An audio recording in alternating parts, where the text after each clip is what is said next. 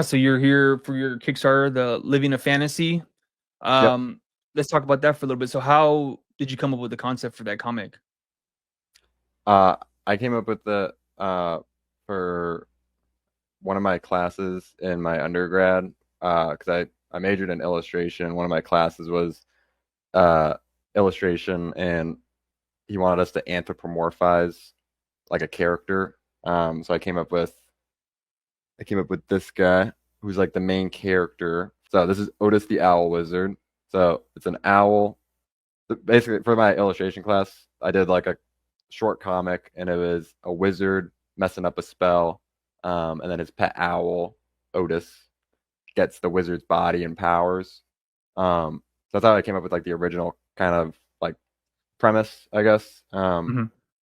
I mean, I did that, and then I did like a few other like kind of gag comics involving like fantasy characters, and then I kind of just like thought of just combining them and making it like one big world. And then just like yeah, seeing like where those characters would go and like how they would cross paths with each other, and just been running with it since.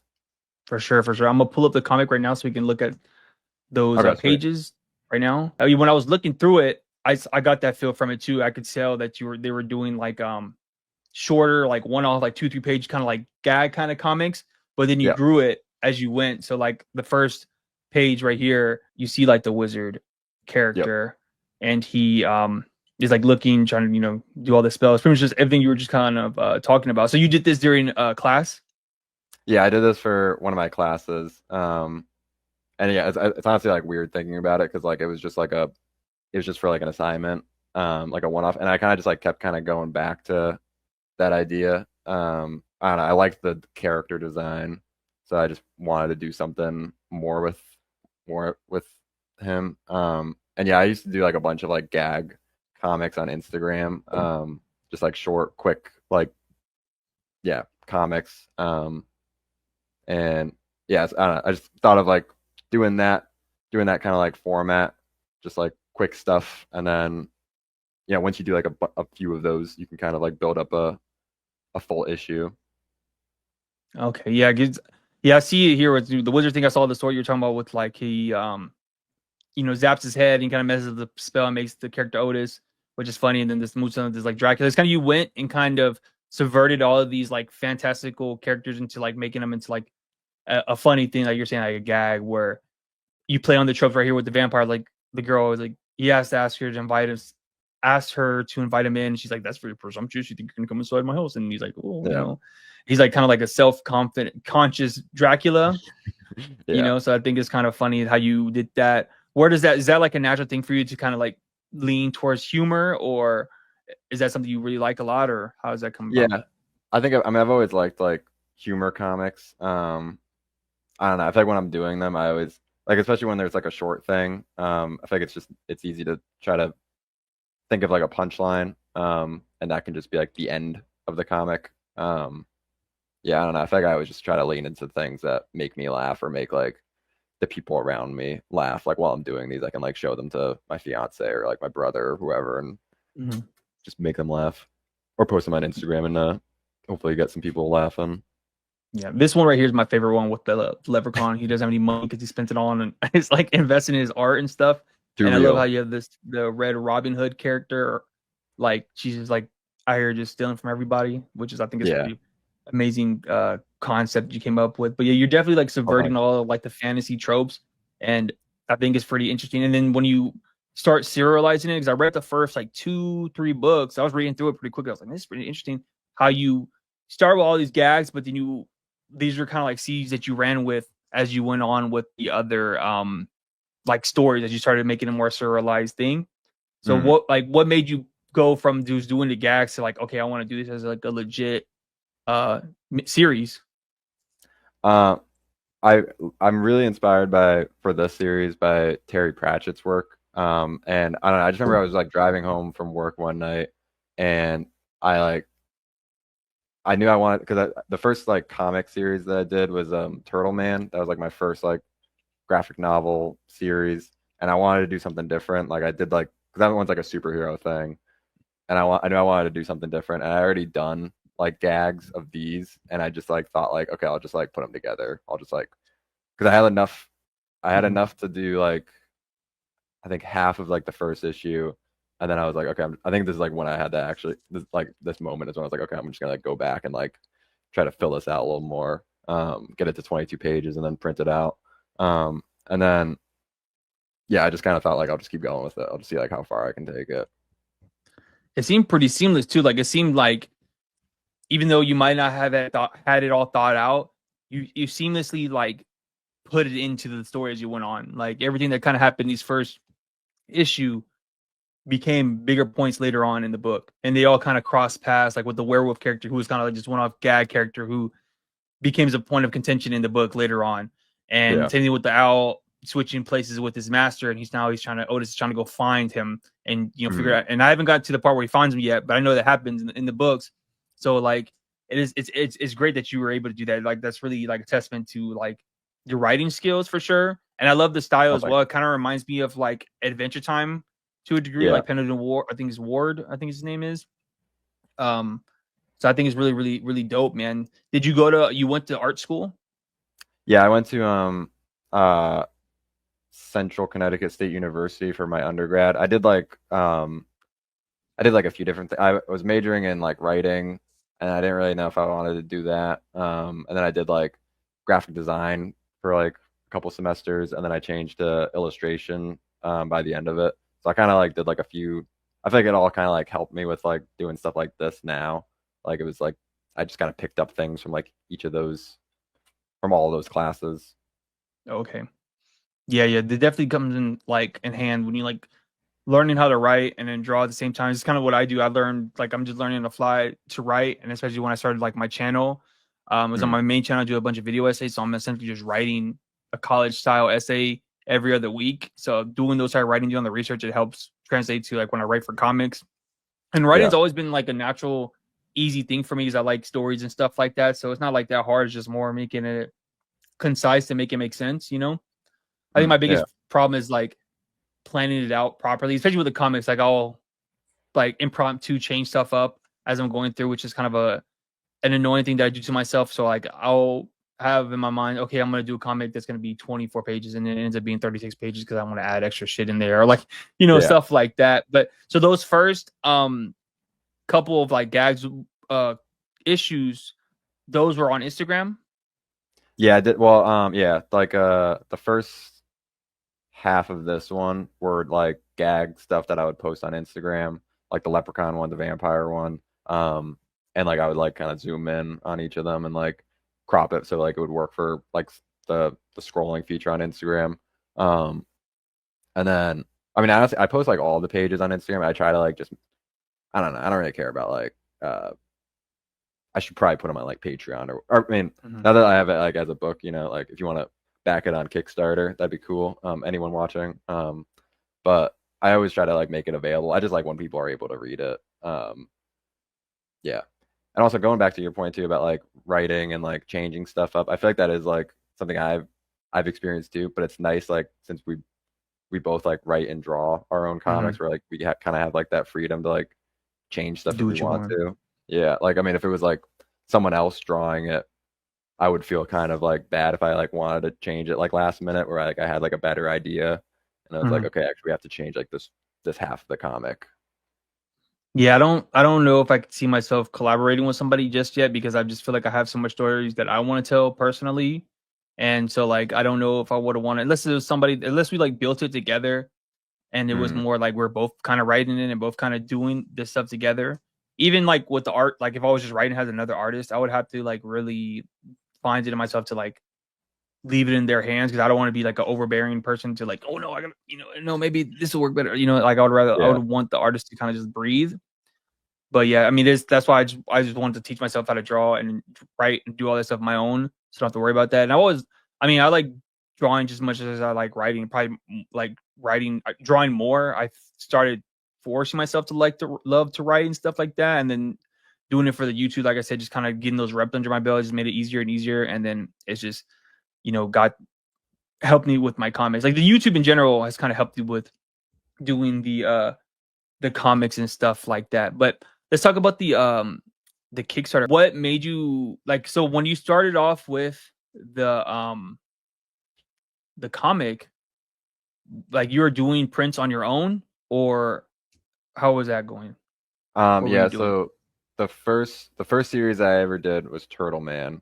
I did 5 issues of that. Each one except for the first one, I paid for myself. The first one I got my school to pay for, which was really cool.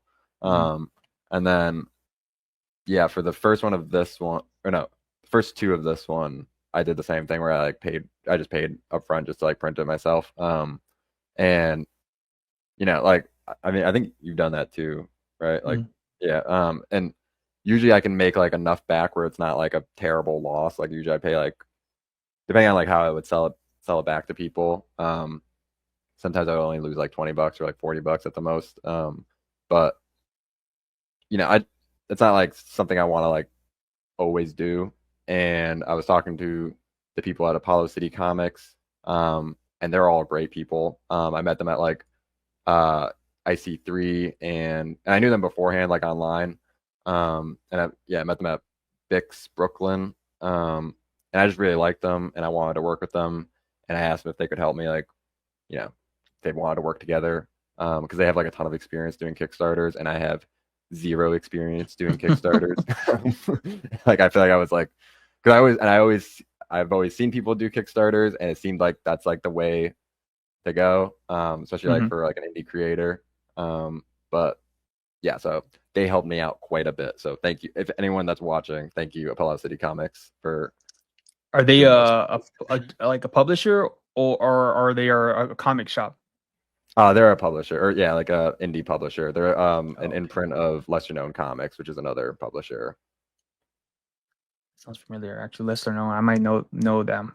Hmm. But yeah, I mean, yeah, that Kickstarter is definitely daunting. Like I'm at the last the tail end of it. It's like I'm finally getting all my rewards in from the printer and stuff. So I mean, that's nice, but it's just like it is a grueling task. Like having setting everything up, um, figuring out how you want to price everything, how you can set your goal. Like I did all that pre planning, and I still once I clicked launch, I still felt a little lost on everything.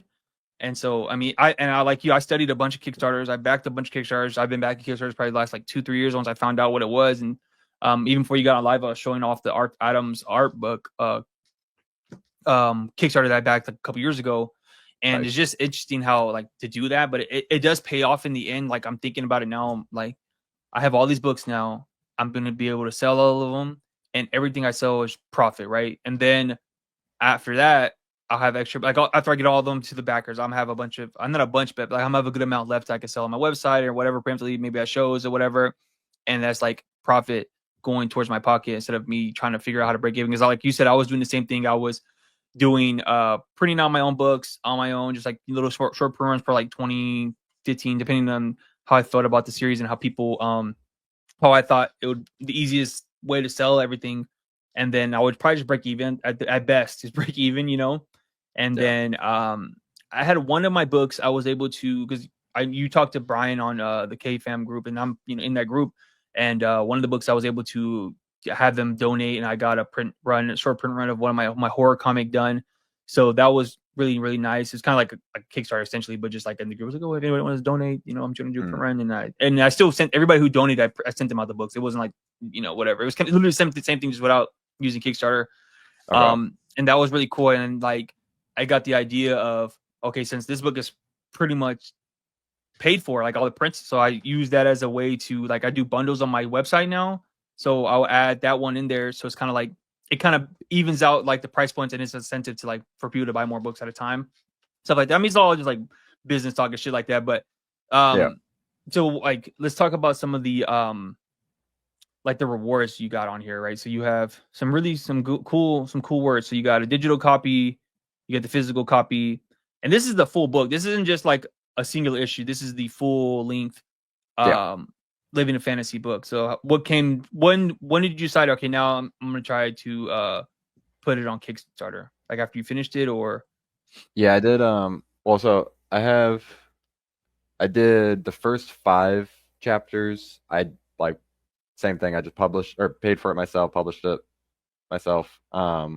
and I had this at IC3, and I was selling some. I actually sold like all of them, which was sweet.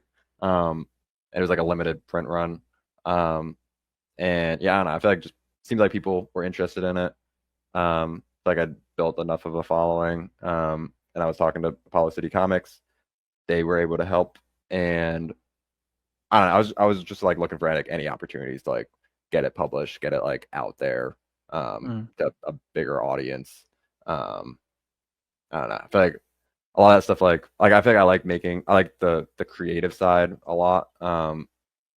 But the actual like business side and like getting it published is kind of something that I don't um Yeah. I don't know. Yeah, It it's very takes up like so daunting. much, yeah, it's daunting, it takes up a lot of time. Um so I don't know, once it was like a good opportunity, it just seemed like okay, now it's the time. And I also had finished the sixth chapter by then, and that was pretty much like the first arc. So I figured, it's perfect timing. It's done. People can like back it. It's not like backing a project that's not done. Hmm. So like once the what do you call it, the deadline is over, like it's already done. So it'll Straight be to sent print. out. Yeah. Hmm.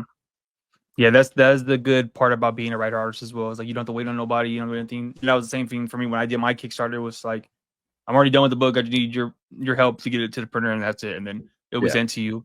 Exactly. And I definitely feel the same way. It's just like doing all the business stuff is definitely daunting, but I'm slowly but surely figuring out how to make it all seamless within my creative stuff and trying to have fun with doing all that.